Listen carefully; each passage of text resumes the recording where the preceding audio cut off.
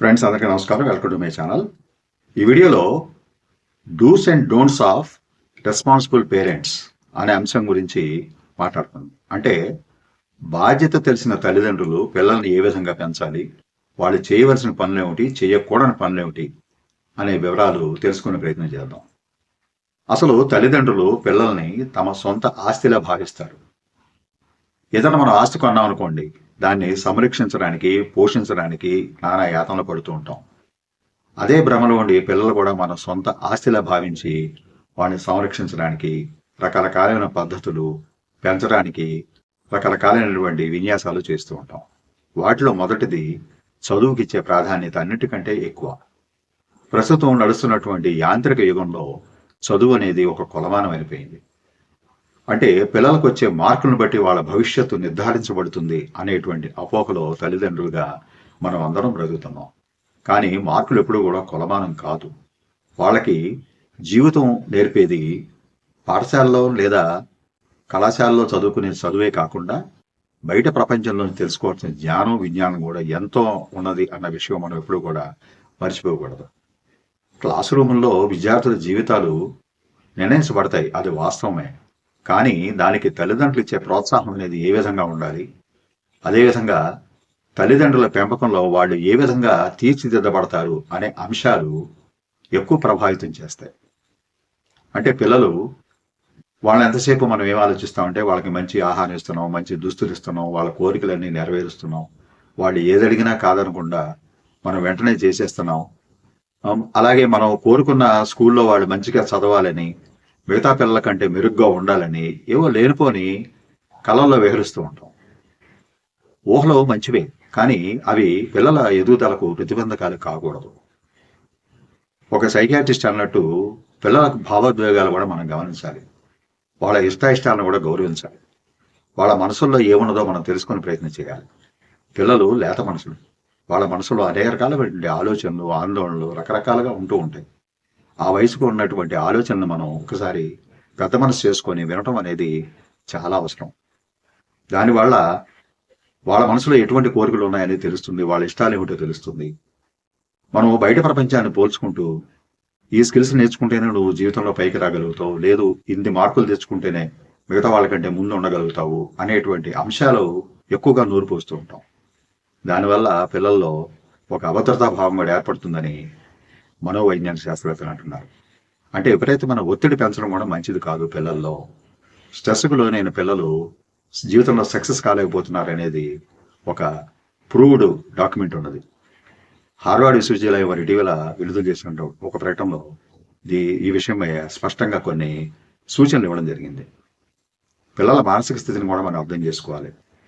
వయసు పెరుగుతున్న క్రమంలో పిల్లల్లో వచ్చేటువంటి భౌతికపరమైన, మానసికపరమైన, శారీరకమైన మార్పులను కూడా మనం ఎప్పటికప్పుడు గమనిస్తూ ఉండాలి. పిల్లలు మనం చూస్తూ పెరుగుతారు, మన చుట్టూ ఉన్న ప్రపంచాన్ని చూస్తూ పెరుగుతారు. మొట్టమొదటి తల్లిదండ్రులుగా మనం ఎంత ఆదర్శవంతంగా, ఎంత నీతివంతంగా, ఎంత బాధ్యతాత్వంగా ఉంటామో అది పిల్లల మీద ఎక్కువ ప్రభావం చూపిస్తుంది. ఎందుకంటే మొట్టమొదట పిల్లలు పెంపకం అనేది తల్లిదండ్రులతోనే మొదలవుతుంది కనుక వాళ్ళ ప్రభావం అనేది ఎక్కువగా ఉంటుంది. ఎలా ఉండాలి, ఎలా ఉండకూడదు అనేటువంటి అంశాలు, ఎలా మాట్లాడాలి, ఎలా మాట్లాడకూడదు అనే విషయాలు పిల్లలు తల్లిదండ్రుల నుంచి నేర్చుకుంటారు. తల్లి తొలుగులు అంటారు.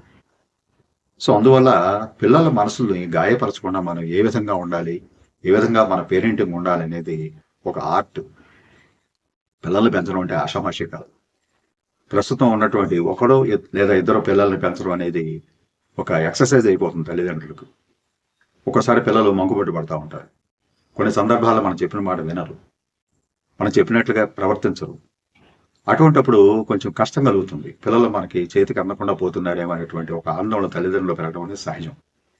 అంత మాత్రం చేత పిల్లల్ని మనం అవతరత భావనకు గురి చేయకూడదు, వాళ్ళని ఈసరించుకోకూడదు, వాళ్ళ మీద ద్వేషం పెంచుకోకూడదు. వాళ్ళ మీద కోపం ప్రదర్శిస్తే ఏమవుతుంది, వాళ్ళలో లేనిపోని అలజడి అనేది పెరుగుతుంది. ఆ భావన అనేది పెరిగినా కూడా అది అలా ఉండిపోతుంది. కనుక మనం తిట్టడం అనేది మానేసి విశ్లేషణాత్మకంగా వాళ్ళ మనసులో ఉన్నటువంటి ఆలోచన ఏమిటో విమర్శించి వాళ్ళకి తెలియజెప్తే మంచిది. అలాగే మనం వాళ్ళ దృష్టిలో ఏమిటి అనేది కూడా మనం అంచనా వేసుకోవాలి. నా తల్లిదండ్రులు నాకు భరోసా ఇస్తున్నారు, నా తల్లిదండ్రులు ఉన్నందువల్ల నేను మంచి జీవితాన్ని గడపగలుగుతున్నాను అనేటువంటి భరోసా వాళ్ళకి ఎప్పుడు కూడా మనం నిరంతరం గుర్తు చేస్తూ ఉండాలి. మన తల్లిదండ్రుల రక్షణలో మనం మంచిగా ఉన్నాం అనేటువంటి భావన వాళ్ళలో కలిగించగలగాలి. అప్పుడే వాళ్ళలో అభద్రతా భావన ఉంటుంది. అదేవిధంగా చుట్టూ ఉన్నటువంటి సమాజం ఏ విధంగా ఉన్నది, చుట్టూ ఉన్న వాతావరణ పరిస్థితులు ఏ విధంగా ఉన్నాయి, పిల్లలు సావాసం చేస్తున్నటువంటి తోటి పిల్లలు ఏ విధంగా ఉన్నారు, వాళ్ళ ఆలోచన విధానాలు ఏ విధంగా ఉన్నాయి అనేటువంటివి కూడా కనిపెట్టడం ఒక శ్రద్ధగా తీసుకోవాలి తల్లిదండ్రులు. ఎందుకంటే పిల్లలు పసి మనసులు, వాళ్ళ మనసుల మీద అతి తొందరగా వాళ్ళు ప్రభావాలకి లోనవుతూ ఉంటారు. కనుక ఆ విషయంలో కూడా మనం ఒక దృష్టిని కేంద్రీకరించాలి. అలాగే మరీ విపరీతమైనటువంటి స్వాతంత్రం ఇవ్వడం కూడా మంచిది కాదు. స్వేచ్ఛనివ్వాలి, కానీ ఎక్కడో దగ్గర దానికి కామానో కనీసం కామాన పెట్టాలి, దృష్టిలో పెట్టకపోయినా. దానివల్ల ఏంటంటే పిల్లలు ఒక క్రమశిక్షణ పద్ధతిలో పెరిగే అవకాశం అనేది.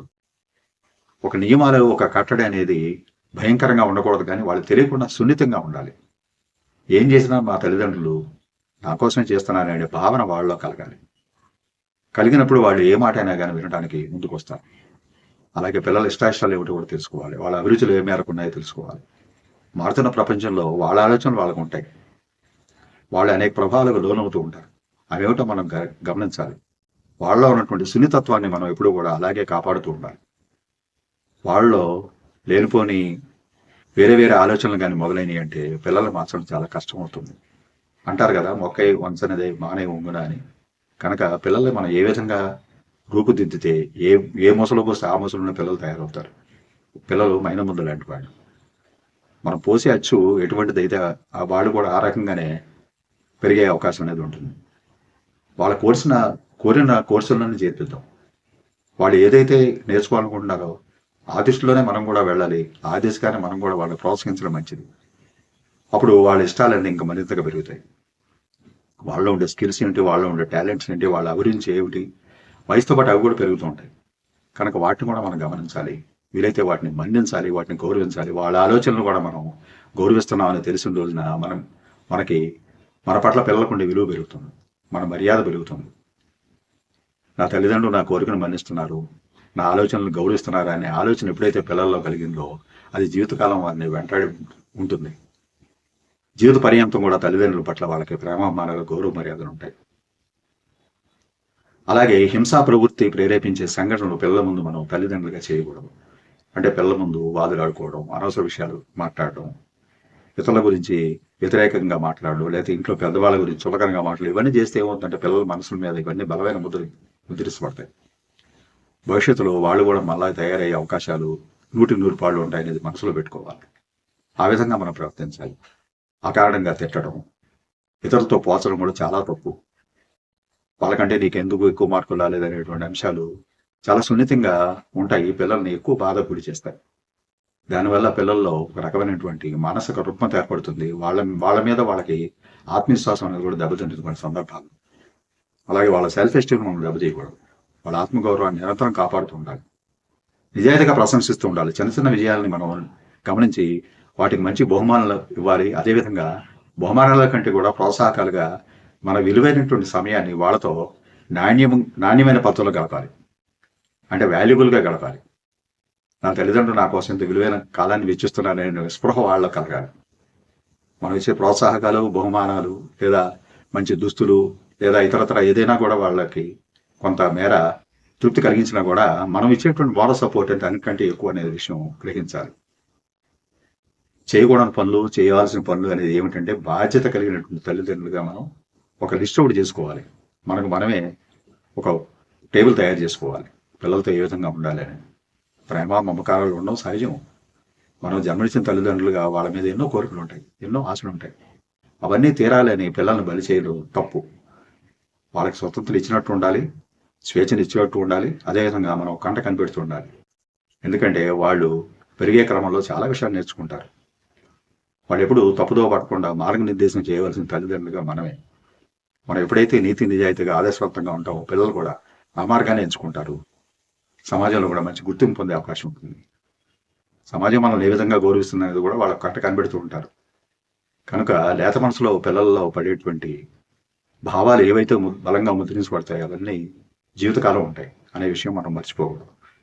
దానికి అనుగుణంగా తల్లిదండ్రులుగా మనం చాలా బాధ్యతాయుతంగా ప్రవర్తించాల్సిన విషయం. పేరెంటింగ్ అనేది సామాన్య విషయం కాదు. రోజులు మారుతున్నాయి, శాస్త్ర పరిజ్ఞానం పెరుగుతుంది, రకరకాల గ్యాడ్జెట్స్ అందుబాటులోకి వచ్చాయి. ఇవన్నీ కూడా అనుకూలంగాను లేదా ప్రతికూలంగాను పిల్లల మనసుపై ముద్రించబడేటువంటి అవకాశాలు ఎక్కువగా ఉన్నాయి. కనుక ఆ విషయంలో మనం చాలా శ్రద్ధగా ఉండాలి. స్క్రీన్ షేరింగ్ ఎట్లా ఉంటుంది, పిల్లలు ఏమి చూస్తున్నారు అనేటువంటిది కూడా మనం కంట కనిపెట్టాలి. తప్పు అయితే తప్పు అని దురుసుగా చెప్పకూడదు. వాళ్ళకి తెలియజెప్పే భాషలో వాళ్ళకి అర్థమయ్యే రీతిలో చెప్పగలగాలి. చెప్తే వాళ్ళు తెలుసుకుంటారు, అర్థం చేసుకుంటారు. సో ఫ్రెండ్స్, బాధ్యతాయుతమైనటువంటి పేరెంట్స్గా మనం చేయవలసిన విషయాలు, చేయకూడని విషయాలు పిల్లల పట్ల అనేటువంటి అంశాలలో మనం ఎప్పుడు కూడా చాలా జాగ్రత్తగా వ్యవహరించాలి. చాలా సున్నితమైన అంశం ఇది. Thank you for watching this video. Please subscribe my channel. Share చేయండి, లైక్ చేయండి, కామెంట్ చేయండి. నమస్తే.